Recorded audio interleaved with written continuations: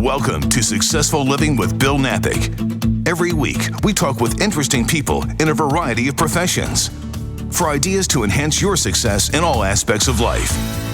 Successful Living with Bill Napick starts right now. Here's Bill Napick. Welcome to the show. It is Successful Living with Bill Napick. I am Bill Napick, and today, once again, a special edition, Successful Living with Jenna Jackson. That's right, with P&R Creative. Jenna, welcome to the show, Jenna Jackson. And we also have today, let's tell people about our very special guest. This is going to be super fun. Yes, it is, Bill. Hi, it's so great to be back. We have an amazing special guest today, Jennifer Pinkerton of Pinkerton Psychotherapy. She, I have a lot of cool, smart friends, but she definitely is near the top. She's incredible. So I'm excited for today's show. Well, it's going to be fun, and we're going to learn so much. Jennifer, welcome to the show. Thank you. I'm glad to be here. First, let's tell people, and we're going to talk about so many interesting things, but first, let's tell people about your practice, Pinkerton Psychotherapy. Yes, thank you. I am a psychotherapist, a licensed marriage and family therapist, and I have a private practice in Memorial. I have 5 other therapists as well, and we all aim to serve clients for various and myriad different issues, presenting problems, and help everybody thrive. So, Jennifer, how did you get involved in this? Like, why psychotherapy? What sort of led you to that? Well, I had been a writer for many years. That's always been my love. And I wrote a lot about relationships and the human condition and human behavior. And I went back to grad school really for the sole focus of getting some added psychology credentials about how the mind works to help me in my writing pursuits. But once I was there, I fell in love with the act of attending and holding space for other people and really kind of dove in the deep end of the pool and still swimming today. So I shifted gears a lot and love what I do and really have enjoyed helping people and working with people in this collaborative effort to help people be the best version of themselves. What does that mean? You said holding space for people. I think that's an interesting phrase. What does that mean? Well, I consider it a privilege. It's an absolute honor when someone will come in to your office and sit with you and be vulnerable enough to share the different things that cause them struggles in life, or perhaps it's issues that they've been affected with, various forms of trauma, that they don't understand how it's manifesting in their life, or they just feel stuck.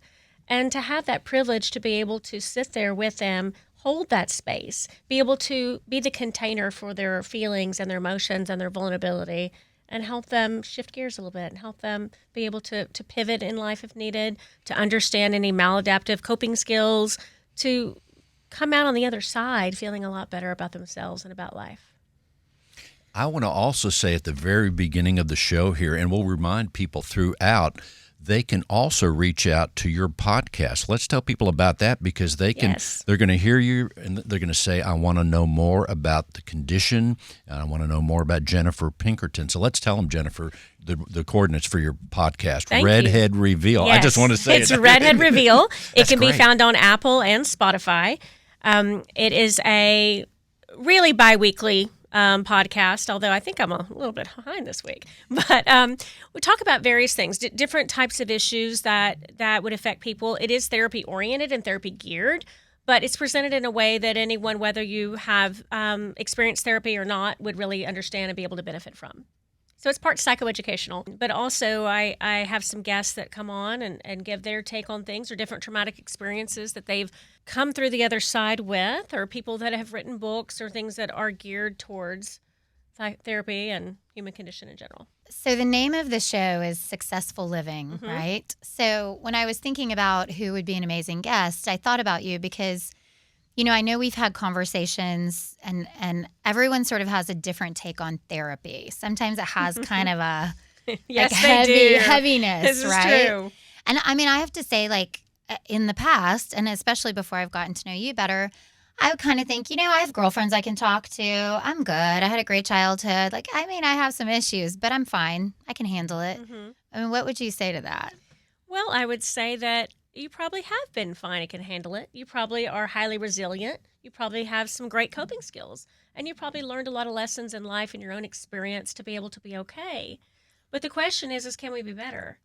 And if you seek out therapy to really understand maybe your own patterns, maybe understand if you've repeated things in relationships, to understand from a parenting perspective, if you want to maybe not give your children a childhood to heal from, if maybe you want to excel in the most connected and intimate way with your partner, if you realize that maybe you have some family conflict that you haven't been able to set some firm boundaries with, there's all sorts of things that I think everyone can improve by having the focus to put your life under a magnifying glass for a little bit and understand maybe your own responses or reactions and make sure that you're kind of doing the best thing for you.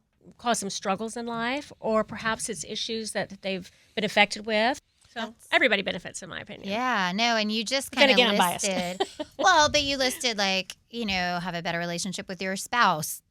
No one has that perfectly down. With your children, I can't repeat exactly how you just said it, but like raise them so they don't have a childhood to have to heal from. It's true. I'm like, oh, yeah. Well, that's that called would be preventative good. measures. That's right? right. Yeah, That's but right. I'm like, we all want to be good parents, but you bring your own stuff to everything you do, including raising kids, right? Most parents do the absolute best that they can, but there's just a lot of research and data that we know now and understand that certain responses and ways that we show up for our children and ways that we are able to recognize and validate their feelings and acknowledge what they're going through creates a different outcome. It allows them to foster their sense of independence. It allows them to understand who they are. It allows them to rely on their own instincts and to feel as though being vulnerable and owning their feelings is safe for them. Because honestly, we're all striving for emotional safety. And that's the biggest component, I think, that if we can grasp that not only as adults, but even for children, we're only going to be a lot more emotionally healthier. And for kids these days with social media, I mean, I feel like there's not much emotional safe space out there. Definitely like I not. didn't grow up with everything I do under a microscope and preserved for years to come to haunt you. That's right. It's forever, isn't it? Yeah. And I talk to my kids about that, but they're kids. I mean, I have teenagers. They're teenagers. They're going to make mistakes, which they should be allowed to do, right? 100%. But yeah, kind of navigating that. Right. And there's some parents that really have a focus to want to get in there and help so much, but then maybe they help too much. So, there's all sorts of aspects of parenting that can be really helpful in therapy and to address. And then from the other end of if you're looking at from the other end of the spectrum, per se, trauma work is a big part of therapy. And a lot of people don't realize that they've experienced any trauma. They don't believe they've ever encountered that. They think they had a great childhood, and maybe they did.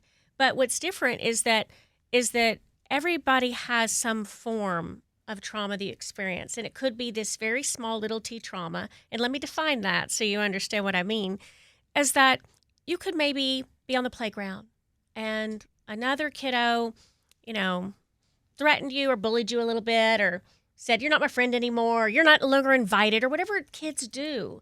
But it affected you really in a way where you felt that you weren't seen, or you felt that you weren't liked, or you didn't belong. And that instant moment created this sense of lack of worthiness for you, or an insecurity. And those moments are created. Everybody has them. And when you understand, gosh, I think back and that really bothered me then. Or maybe in high school, this really bothered me. And then maybe I started performing this way in a relationship. And then as an adult, I still perform this way in a relationship. Or, maybe when I was younger, I learned from my parents that I got the pat on the head when I made great grades. And so then I become a performer. I only know that if I perform, that's when I'm going to be getting that still proverbial pat on the head as an adult. So these things are ingrained in us when we're younger, and we just don't realize it. In fact, it's little comments like you just mentioned, Jennifer. Some of those things people remember their whole lives. And it's funny how certain short phrases, sentences do find their way decade after decade, and we remember them. And as you probably find in your practice, that they're under the surface and influence what we do or don't do along the way. 100%. And it sounds like you find that out, and therefore then you're able to help people. Absolutely. See that? How I figured that out, Well, Jenna? Wait Wait a second. I mean, you Not had just like If everyone 7 connect minutes. those dots like that quickly.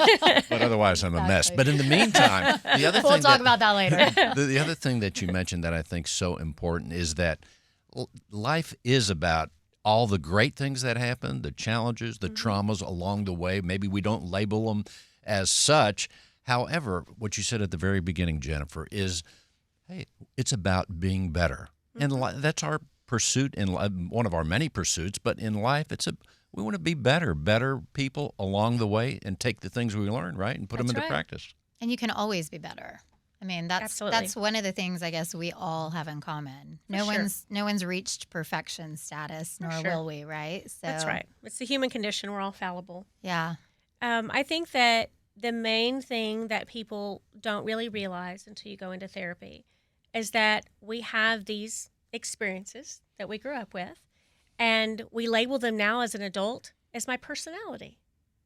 And really, your personality is a collection of these experiences, which are basically trauma responses from what you endured or experienced or lived. Your lived experience becomes the way you function in life. And it's an interesting connection to make. And if you realize there's a lot of things that have really bothered you growing up, a lot of things that have prevented you from being as successful as you could be, or maybe they prevented you from being able to be as vulnerable in a relationship as you should be, or they prevented you from, having this great professional career because you can't really connect with others in a way that's meaningful. All those things, if you do that work and you maybe do some inner child work and you go back to understand how this affected me from an attachment lens, it can make a really big difference and provide some clarity. You just mentioned the word attachment. Yes. That's part of one of the things you're helping people with, or things maybe I've not heard that term before in a way that it relates to how our personalities are. Let's tell people what that is, Jennifer. I think it's my favorite word. Attachment. Attachment, yes. Because isn't that what we're all looking to do? We all want to have that attachment to people we love and care about. And it all starts when we're younger. And so attachment is basically the idea behind an attachment lens or theory or approach per se, is basically the primary love lessons we received growing up. So, if you lived in a household where maybe unfortunately there was a lot of yelling or there was a lot of volatility and everything seemed very chaotic, you might believe that love equals chaos. And so you might replicate that in every relationship you're in, that you're not attracted to a relationship that feels very easy and very relaxed because it doesn't seem like they really love you. There's not enough intensity. Or perhaps same with a work environment. If things are just easy and there's not a lot of drama, you don't really feel like you fit in there either. When in fact, it's just you trying to do the same thing over and over again, the same pattern that you do. And it's just so subconscious. We don't realize that until you do a little bit of work to figure it out. And then you're probably going to have those types of relationships. And like we were talking about with parenting, you sort of continue that cycle, right? Unless you figure it out. What we do not heal from, we will repeat over and over again. That's on your website. Yes, it is. Let's say that again. What we do not heal from, we will repeat. And speaking of your website, Jennifer, let's tell people we're talking with Jennifer Pinkerton with Pinkerton Psychotherapy, and of course, Jenna Jackson with P&R Creative. Jennifer, what's the website? PinkertonPsychotherapy.com. Easy. Very easy. You can find me there and find my amazing team of therapists there as well. We all have different specialties and different clientele that we like to work with, and we feel like we can really serve best, and all that information's there on our website. And generally speaking, things that I've always thought, even as a young person, anything that relates to the mind, we still probably haven't unraveled all the mysteries in the human condition and the mental condition, the brain, right? And it's just fascinating, even on any level, to understand what makes someone tick. Why did we choose that? Why are we going to choose this versus that? The influences that you get to find out and help people through day in and day out, along with your team. Absolutely. It's got to be fascinating work.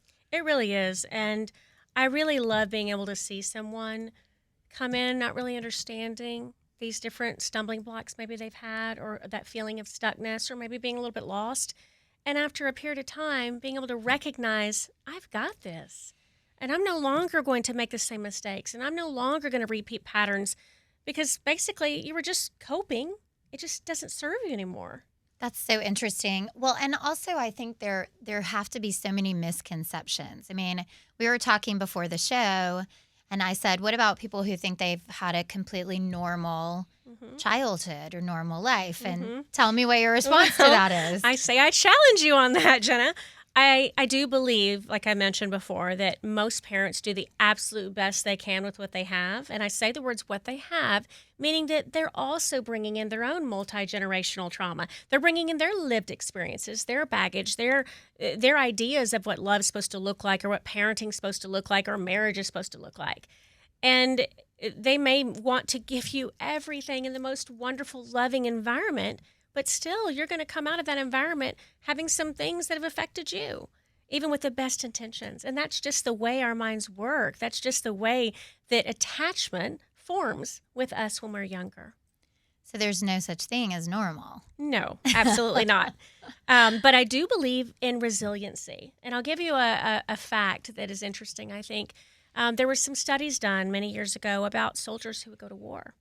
And so many of them would come out and be affected, of course, by PTSD and all this trauma that they endure and see and experience. But some of them would bounce back really well, and some wouldn't. But they lived the exact same experience, and that's resiliency. And what that is that some people have endured so much and experienced so much that it's affected them in these negative ways. They simply don't have those coping skills. Whereas some people maybe had what you're talking about, an environment that seems more loving, that seems like it had most of everything. And so they are a little more resilient. So that does play a key part in it. But at the end of the day, we can all benefit from understanding how we respond, how we show up in every part of our life. We are talking with Jennifer Pinkerton and Jenna Jackson. We're going to take a quick little break and come right back with even more. At P&R Creative, your story is our motivation. We want to tell your story in a way that resonates with your target market, whether that be your employees, your investors, potential customers, or a global television and film audience. We get to know your company, your customers, your employees, your goals, and then we put together a detailed plan that maximizes what you do well and plans for improvement where you may need it. We weave together all the pieces of your story to provide consistency across marketing, communications, branding, ESG, and video storytelling. Reach out to us through our website, prcreativegroup.com. That's prcreativegroup.com, or call us at 832-553-6208. 832-553-6208. Reach out to us. As we continue with Jennifer Pinkerton, Pinkerton Psychotherapy, and Jenna Jackson with P&R Creative. Here we go, ladies. What should we talk? First of all, Jennifer, let's tell people your practice is called Pinkerton Psychotherapy. Those that have listened so far and that have just tuned in, give us a little bit of a menu of the things your practice is doing to help people, the different categories of help, and the different even ages. As I looked at your website, you're helping couples, individuals, teens. That's right. We do. We have different therapists that have different specialties and modalities.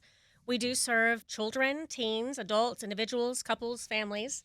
It runs the gamut, and everyone has a different group they really focus on. So specifically for me, I work with a lot of couples and a lot of individuals that are struggling maybe in relationships. I also do a lot of intimacy work with couples, and even also address different types of relational concerns that can work with your family. Maybe you're having conflict with your family, or you're having the inability to connect with people, even professionally. So it's all more of a relational sphere for me, for the most part. And with that comes a lot of people maybe that have some personality disorders that affected them in relationships. So that also comes into play. Some of the other therapists I have, I want to list their names so that they'll have some of that recognition too. I have Jamie Snyder, and she focuses on children and teens. She works with kids who are on the spectrum or are neurodivergent. So ADHD, autism, and also teens that are maybe struggling and trying to do some identity building and figuring out who they are. That is her main population of people. We have Sarah Letizia, and she does a lot of trauma work. She also works with women issues and LGBTQ concerns, and she also has some substance abuse work as well that she helps people with. I also have Maggie Port, and she does primarily substance abuse, harm reduction, self-harm, trauma, women's issues. And I have an intern, Shana Gordy, and she's there gaining all of her experience and really does a little bit of everything. And so it's really exciting. I have a nice group of people that are there to help from different issues and concerns. So if you go to our website, pinkertonpsychotherapy.com, you can click a Book Now button. You can choose your therapist or say you would like to be matched with someone, and all of the rates and information and everything is there for you. How long have you had your practice? It seems like it's really grown into a fulsome, as you go through the menu of sort of topics that you can come speak to a therapist about, it's very full. How long have you been practicing or had your own practice? My own practice is new this year and started at the beginning of the year, and really wanted to, after being at other group practices, wanted to do my own thing and really kind of shape it and mold it in a way that I felt like it would best serve clients and provide this cohesive environment for a great team. So that's relatively new, but it's been really an exciting year for us. And from a client perspective, we've grown so significantly and really enjoy that. And the different approaches that we take has also grown. There's so many different issues, I couldn't even list them all, about why someone would come to seek a therapist. But I can assure you that whatever you're dealing with, we have someone that would be a great fit for you. And we've done that purposely with a great intent and careful consideration to make certain that we can serve everyone. What dawns on me right now, this time of year, one of my favorites, by the way, where I thought of this when you said family. Mm-hmm. Many of us, most of us, are going to be seeing a lot of family this time of year. Mm-hmm. Family is a big thing this time of year, right? So we'll see people we haven't seen since last year or even years. Mm-hmm. The other thing that is special about this time of year, the cool weather is nice, but it is also a time where many of us, it's a reflective time where we say, listen, hey, here was 2022. Some of us, we may be saying, well, how did I do? What are some of the great things that happened? What are the challenges? What do I need to work on? So when we think about getting better and working on ourselves and or our business or anything else, this time of year is a reflective and a very special planning time, as well as we get excited about 2023, the next year. Mm-hmm. So your work, or people may want to reach out to you, especially now, to have a little bit of coaching and a little bit of guidance along the way to get ready for 2023. Just Absolutely. Saying, yeah. Absolutely. It is a time of reflection. I think when you come to the year end, you look back and realize, how did I do this year? How did I show up in all these relationships? And, if you've had a year that's been specifically fraught with drama, or you felt like you've had struggles in your relationships, or you feel as though, even from a family perspective, things weren't going as well as they should have, absolutely, this is a good time to look at that. But you touched on even a more important specific time, meaning the holidays, because the first word that comes to mind when you say holidays is I think of boundaries. That's a good because one. It is difficult. We all love our family for the most part. We want to be with our family for holidays. We want to do that, but it can be hard. People be stressful. Yes. Right? People bring in their own ideas of what it's supposed to look like, and that doesn't necessarily work for everybody. And it's not a Norman Rockwell painting. That's right. That's right. Only when you snap the photo. And that's then right. Exactly. Yeah, we could itemize if I'd remember them all, but think of all the holiday shows and other movies and TV shows that have taken the family getting together and made it a comedic thing. And right. Quite frankly, many of them are enjoyable. Even Meet the Parents, I guess that was about a wedding. But when families get together, there's so many opportunities in the entertainment world for comedy, but also there's also some real challenging issues when in the real life part of us getting together in certain situations. Well, you're right. There's a lot of material there. A lot of material. Sure. There's a lot of material. You said it quicker than I did. Good work. Absolutely. Yes. Because it really affects everybody. You could have the most wonderful relationship and adore your parents, but you are feeling really stressed after a few days. And that's normal. I think that understanding who you are, having your own sense of identity, and being able to approach that with a different lens is helpful. And that lens can look something like, being able to say, hey, this conversation really doesn't work for me right now. To be able to have those boundary statements that I'm not really comfortable with that. So can somebody pass the mashed potatoes? And to be able to set that stage. And that does take some practice. And so, we're in November now. If you want some practice between now and Christmas or the holiday season in general, let's get to work. That's right. Well, yeah, because, you said it like, I'm not really comfortable with that conversation right now. But there's all sorts of things tied to even that statement, right? You feel guilty. You feel pressured. Right. You feel like you're not doing enough. Things aren't perfect enough. There's just, you get together with friends over the holidays and there's lots of material, right? That's right. Right. And in fact, one of the things I'm thinking of, even in advertisements or promos and such, where it says, we treat you like family, I'm thinking, well, it depends on your family if that's a good I don't know. Right? That's right. You've heard those, right? Yeah. Oh, we're That's going to right. treat you like family. I'm like, is that a good thing? Are you Could how be. long are you going to stay? Yeah. That's right. That's right. Exactly. So it's not an easy thing to do, right? That's right. You can't just say it. And I feel like, a lot of us feel badly. Oh, we're getting our whole family together. There are 30 people coming over for Thanksgiving. And we feel badly that we don't do it more often. And we feel badly that, maybe we get a little short tempered. So I think just even hearing you say it's okay and come work on it, that it actually does take work. For sure it does. And we can help you navigate that. And the idea is that you understand yourself so that you can navigate it on your own. And that's the goal. That's what we want to be able to collaboratively work with our clients to be able to do, whether it is dealing with the holidays and the stressors within that, or whether it's dealing with other aspects of life that become really challenging. So it seems like, there are so many topics that we can all work on, right? And everyone has their different stuff, but it does all sort of come down to relationships, relational issues. Yes. I mean, talk to us a little bit about that and what you see. I mean, the demand is clearly there. You started your own practice a year ago and it's thriving. Yes. And you've got 5 therapists working under you, with you. And I think that just says that people need this sort of work. Absolutely. I think that especially during the pandemic, there was a much more of a microscope to mental health. And it reduced a lot of the stigma that was associated with it, which I'm very thankful for. I personally have benefited and still do from therapy. All therapists usually have their own therapist as well. And, we can all benefit from having that connection with somebody, that rapport with someone that we trust, that has the knowledge to help us figure ourselves out, basically.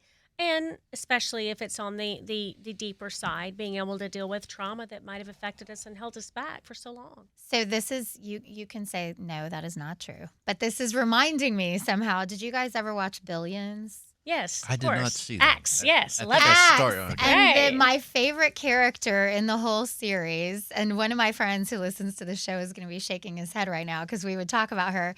But the CEO, founder of the company, the billionaire, had a therapist on staff for the company. And literally every time he would get into some sort of quandary or his ego was getting in the way or whatever, she was the only one who could kind of direct him. And I'm just thinking about this because I'm thinking, even if you feel like your marriage is great or you're a great parent or whatever, and we probably still all need to work on that, but it could be in your career. Maybe Absolutely. something's holding you back and you don't even realize it. Right. And not only do we provide psychotherapy services, we also have a large degree of time that's spent with coaching. And coaching's the better word for that umbrella. Although you do utilize the information you know as a therapist, sometimes it goes outside of that specificity that we talk about when we work with therapy. But I personally have a lot of clients that are CEOs and business owners, and I go speak at different companies on a myriad of topics to be able to help people understand, what do you do how do you downregulate your body when you're with anxiety on a sales call? How do you handle the rejection on such a high level? If you're the CEO of a company, you're negotiating something big, or maybe it's a merger and acquisition, how do you understand who's bluffing? What's going on there? What is the undercurrent?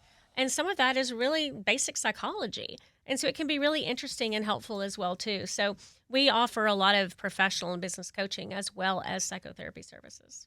Well, and also, business is one, aspect of relationships, right? I always say you're only as good or bad as your people, right? Your team who works with you. But it's not easy managing people, and they've all got their own stuff they're dealing with. And so then you're trying to be a good human, still run a business, know? So, there's just so many. But that's the nature of why that specific role in the show you're talking about works, is because she takes this time to speak with all these people, all these employees individually. And so she knows what they're coming to the table with. She understands their limitations. She understands from a deficit standpoint what they're working with, and also from a strength-based standpoint. They really excel here. This person's great for this. And so there's so much of that that's really helpful in that business environment. And going back to the idea of the time of year, Jennifer, for those that are listening that are going to be or in the process of, as I said, right now, hey, I'm thinking about these things happened in 2022, the good, the bad, the challenges, and some of the great things, and I'm getting ready for 2023. Give us a few bullet points as we reflect upon where we want to go and where we've been. What are some of the things that you'd say for people to, maybe 3 things where we should think about as we go through that period of reflection and planning, and/or we may even be using a journal to write that stuff down, and maybe you recommend that or not. I don't know. Give us a little coaching there. Sure. I think one of the main things that is an easy one to look at is emotional regulation. So if you're going to look back at your year, were there times in your life that you were more reactive instead of responsive? Are there times in which you simply fly off the handle, or you react in a way that you think, oh, I can't believe I did that. Why did I say that? Why did I get so angry? And the idea is to work to understand, I want to be responsive. I want to be able to regulate my nervous system. I want to be able to prevent these moments of either rage or saying things I shouldn't have said. And that doesn't matter whether you're in a relationship or it's at work or it's with your child or it's with your mother. It affects us all. So I think emotional regulation and looking back to see in the year, how did you do regarding that is a big one. Little report card. That's right. Because I think that's kind of what we're talking about is a report card of the year. It's a good way to word it. Also, I think reflecting on your relationships, do you feel as like you're growing? Are you growing together? Whether it's friendships, whether it's romantic, how do you stand with that? All relationships, especially romantic ones, need to have a relationship check-in and need to be able to look and see, how are you handling things? How are we doing? What have we encountered and endured? And how did we come out on the other side of that? Also, I think that from a professional standpoint, it always serves to be able to see where we're going, what's our path, what's our ladder, how are we climbing? And to be able to make sure you have self-care. That's such a big part of it. And I think with that ladder per se, sometimes in the business world, the self-care is forgotten. And I believe that is 100% one of the most important foundations and fundamentals you need to have in life. Because if you don't have that ability to nurture yourself in the way you need, then how can you expect your body and your mind to be at this optimum level to do everything you want to do? We all need timeouts. We all need time to connect with nature. We all need times to recognize, how do we need to calm ourselves and to treat ourselves in the way we want other people to treat us. In this city and other cities, and people hear the show far and wide, certainly at the time of broadcast, they're saying it's about 150-mile radius on this station between 6 and 7 Sunday night. However, there are a lot of people that are single, and I don't know if the population of singles in Houston is greater than those married, but my point is, and then there's people in relationships as well, but there's a lot of single people that are out there. And when you mentioned about relationships with people, there are some that are in the process that have none as far as a partner, so to speak, but also there are some that might be looking for relationships, and going to a deeper level, those that are looking for relationships, maybe there's some things or coaching things they need to be ready for that next relationship. But there's a lot of people looking and a lot of people single. That's all I'm saying. Absolutely. How can we help them? Absolutely. I might be one of them. I'm just saying. I'm asking for a friend. I'm asking for a friend. I'm using your line. That's right. But yeah, it's serious, though. From relationships, it doesn't matter where you are in a relationship or whether you're not. We can all learn lessons and things that help us be able to thrive in a relationship and have it be a healthy one. We've all talked about or heard about the old idea of red flags and green flags. And I think that is a big thing. Being able to recognize if you are dating, is this the type of person that I want in my life?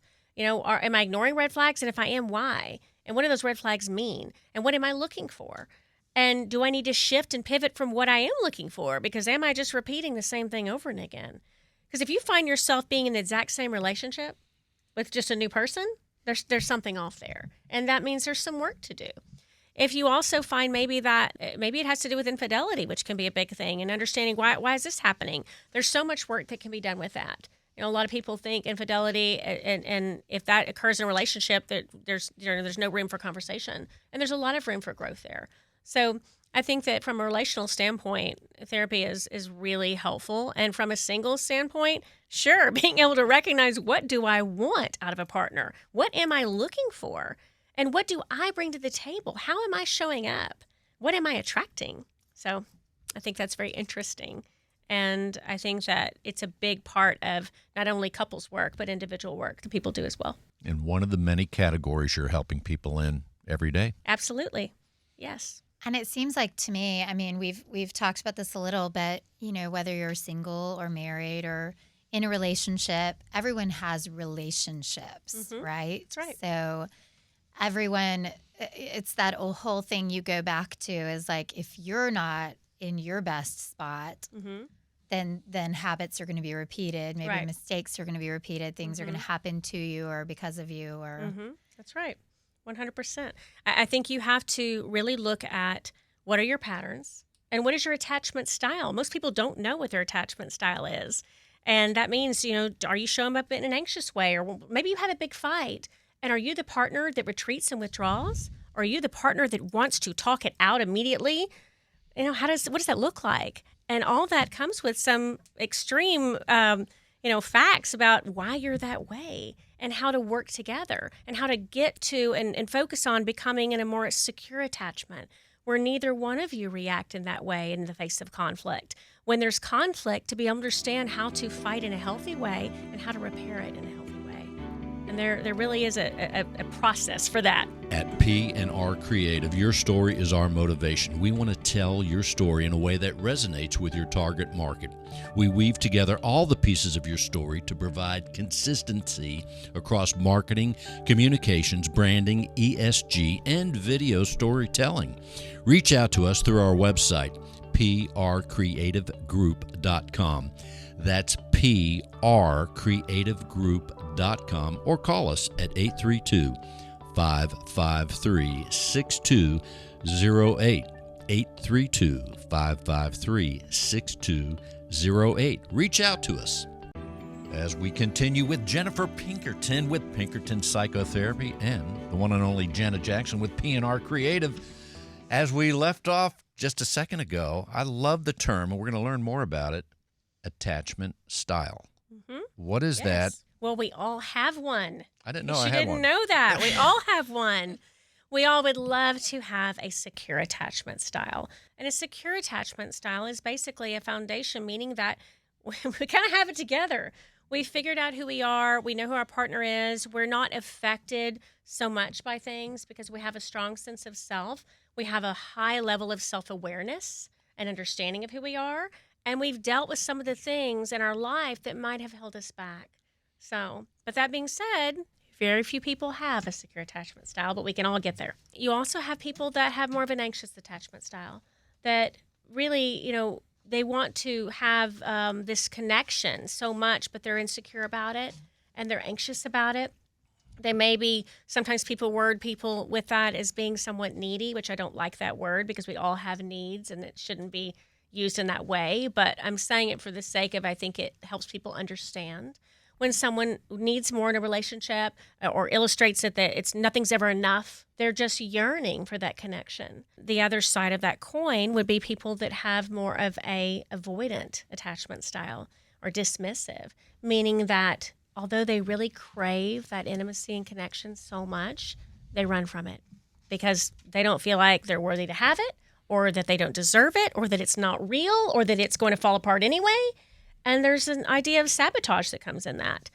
And then another one would be maybe having a combination of those. And so there's a combination of having a little bit of this and a little bit of that. So there's various forms of attachment styles. But the idea is once you figure out how you show up in a relationship and you understand how your partner shows up in the relationship, you're able to get through a lot of that, muddy water pretty quickly. I would think you could avoid some hurt feelings too, right? Yes, because for sure. then you get where you understand yourself a little better, but you also get where your partner is coming from, or where the person you're sitting across from at work is coming from, or whatever. Yes, and I'll give you an example. You could show up to therapy in a couples session and say, you know what, we fight. We're great except when we fight. And when we fight, I want to talk it out, and he wants to shut down, and he doesn't talk anymore, and he goes in the other room, or he leaves, and I'm spinning my wheels thinking, is he coming back? Is our relationship falling apart? And it escalates. It's the key word here. We're just escalating. Or if you're on the other partner, they're saying, I just want her, her or him to shut up, and I don't want to talk about it anymore, and I'm done, and I'm hurt, and I'm confused, and I'm angry, and I don't want to speak anymore. And then this escalation, this volatility has started.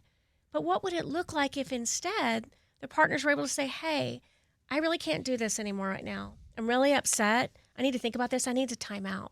And the other partner knew what you were doing and were able to say, I understand. I'll be right here waiting when you're ready to talk.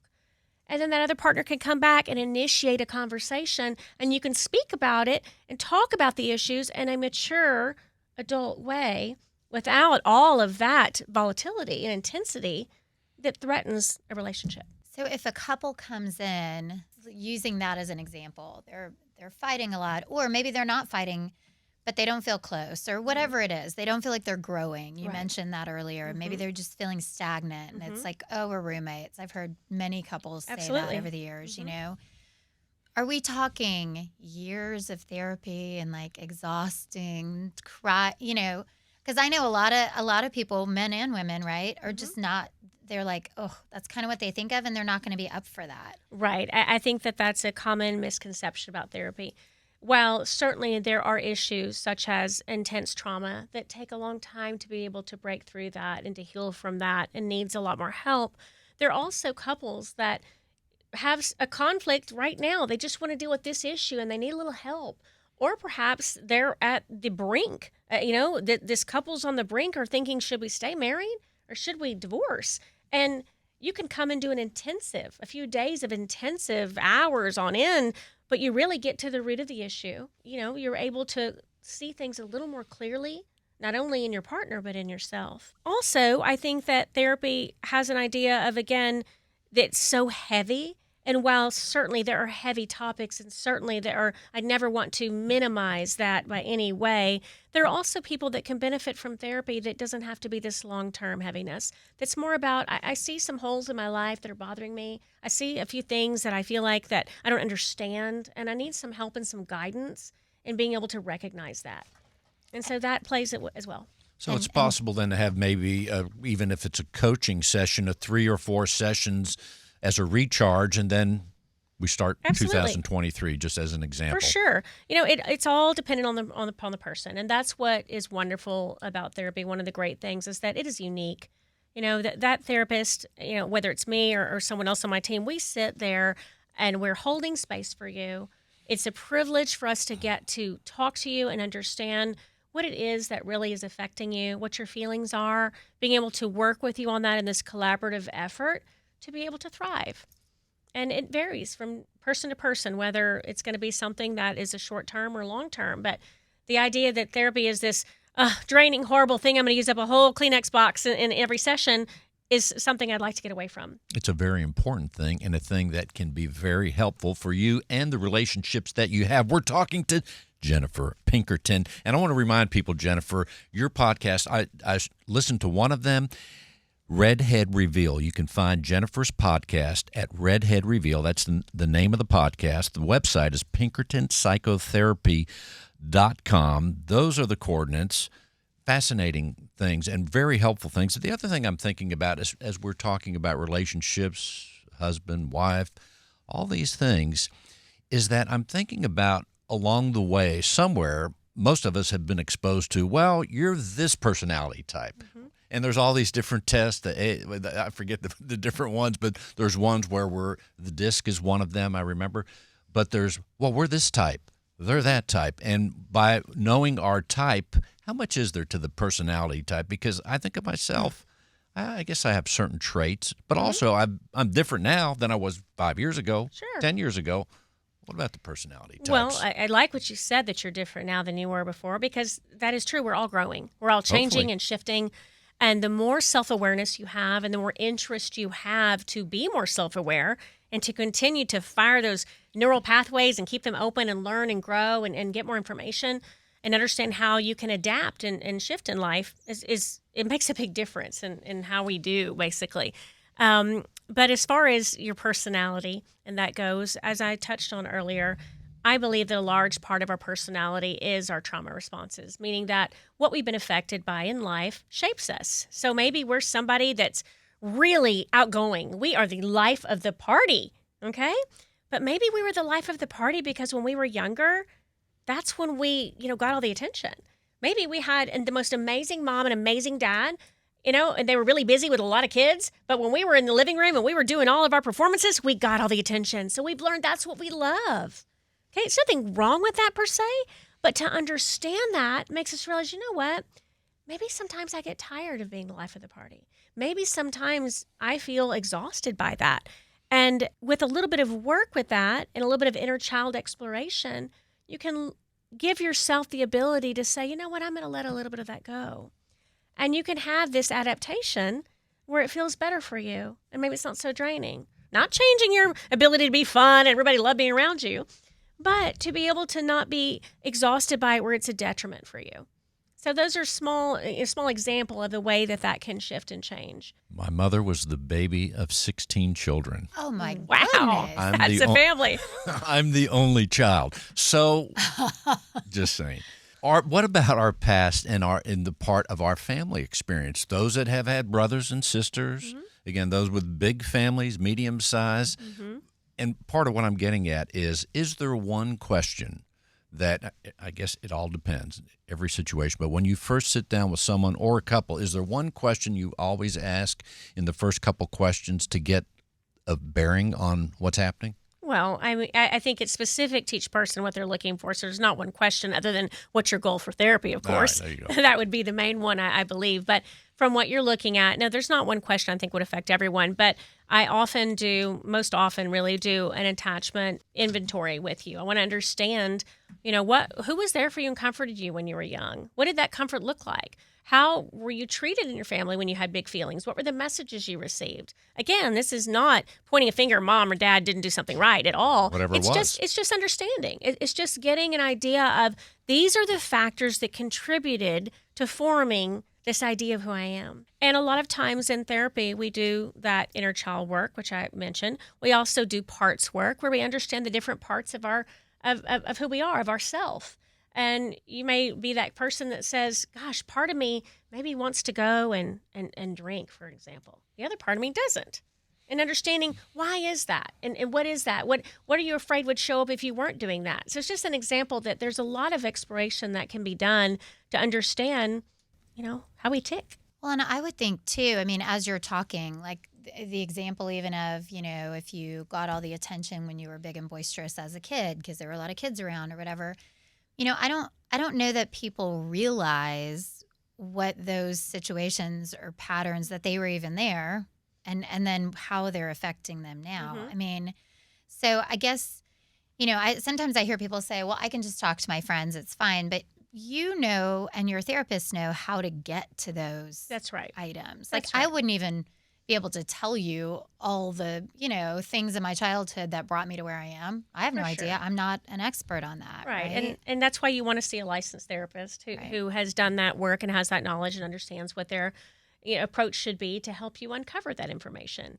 But it is really interesting when you think about that, who we are in that example. Another one that I think is worth noting is people that are perfectionist or people who want to keep their house perfectly clean. I'm guilty of that in some ways, okay? I wasn't going to say anything, Jen. But, what too, that really comes from, though, is that I maybe learned before, maybe I was in an environment that I couldn't control. What if there were a lot of things growing up in my life that I couldn't control? But now as an adult, what I can't control, I can keep that house clean. And when I do that, it's emotional safety I'm after. And we touched on that earlier. And it all circles back together. I feel safe when everything is clean and in place. It's like I can take that nice deep breath and go, oh, that's great. Yeah. So even though I'm a therapist and I certainly understand all these things about me, I could still say I have that as well. We all do. I bet there's so many people right now identifying with what you just said. The other thing I want to mention as the time is moving along, and that is your Pinkerton Psychotherapy is based right here in Houston, Texas, but that is not where you're limited to helping people. Let's tell people about that, Jennifer. Is Absolutely, that right? Yes. As a licensed therapist in Houston, I can also help anyone in Texas. That's the way the license works from the state of Texas. So any of our therapists can help anyone that's here in Texas. But we do also provide coaching services, again, which is not therapy, so it's not meant to be confused by any means. But from a coaching standpoint, we can serve anybody anywhere. And that's on on your website. I think that category is called telehealth. Yes, on telehealth you can. And then you would basically be addressing issues you want to deal with in coaching lens rather than therapy lens, which is still extremely beneficial, just a little bit different. So if you're here listening outside of Houston on the website, perhaps you could still reach out. You can go to PinkertonPsychotherapy.com. Yes. Thank you. I know. So we'll say one follow-up on that. So you can do virtual. So the telehealth is actually virtual coaching. Mm-hmm. That's another thing that really changed with therapy over the past few years is that when so many people were at home, telehealth became really important. And a lot of people have found that it's just more efficient. I probably say that I see, 50% some weeks that are virtual. People want to do that from the privacy of their office. They want to close their door and have a session, on their lunch hour, or they're at home, or they're, whatever works for them. And so the idea is that we want to be accessible and we want to be able to serve our clients in the best way that we can. So sort of overall, and I know we're running short, we're probably getting close to the end of our hour, and I still have so many questions. But no, we need to let's do this again. I'm going to sign up. I'm about to make my appointment, Bill. Fantastic. Yeah. We're ready for you. I may be a while, Jennifer. It seems like there are a lot of just misconceptions in general about therapy. And then also kind of the other side of that coin is just who needs therapy, right? Mm-hmm. That it's not a weakness. Right. It's not that everyone can afford to get better. So well, let me ask you a question then, Jenna. Do you think that you connect with everyone in your life in the best way that you want to? No. I've learned a lot today. Do you think that you are able to be vulnerable with everyone in your life in the way you'd like to be? Absolutely not. No. Do you think that you're authentic every day with everyone you work with, meet with, talk to, interact with? Nope. Okay, then I think there's some opportunities. But I think everyone can say that's that, my point. Right? Everyone can. My point is I don't think there's anyone that can answer that question without answering in the same way. If they're being honest. That's right. Yeah. That's right. And when we think of success and successful people, however you want to define that, and we can be successful like some of the celebrities we read about that are successful in their career, but the rest of their life is a mess. So we have about a minute and a half or 2 minutes left. Jennifer Pinkerton Psychotherapy. What else do you want people to know about what you're doing and how you're helping people as we close the show? I just believe that we're at a time in our lives where we all look and recognize, I want to be the best person I can be, and I want to thrive. I don't want to have a so-so life. I don't want to have a life that I just exist or function or just surviving. Nobody wants that. We want to actually have a life full of joy and a life that we're being everything we can be and have these amazing connections and relationships that serve us. And all that opportunity is there for you in therapy. And we can do that for you at Pinkerton Psychotherapy. And again, you have Redhead Reveal, the podcast. People can hear you often as they want. Absolutely, on Apple or Spotify. And Jenna Jackson, P&R Creative, you're helping people tell their story in a tremendous way. Year after year. Let's tell people your coordinates at your company. Of course. You can get in touch with us, prcreativegroup.com. prcreativegroup.com. I think Jennifer may hear even more interesting stories than I do. We need to do a show just about I'm so excited. Stories with no names, but just the things that we've heard in life. Very tremendous show today. Thank you so much, Jennifer Pinkerton. Your website is PinkertonPsychotherapy.com. The podcast is Redhead Reveal. And, of course, Jenna Jackson helping us every show with interesting people at P&R Creative. So thank you all for listening to Successful Living with Bill, Jenna, Jennifer. That's right. We're all here for you. Check us out.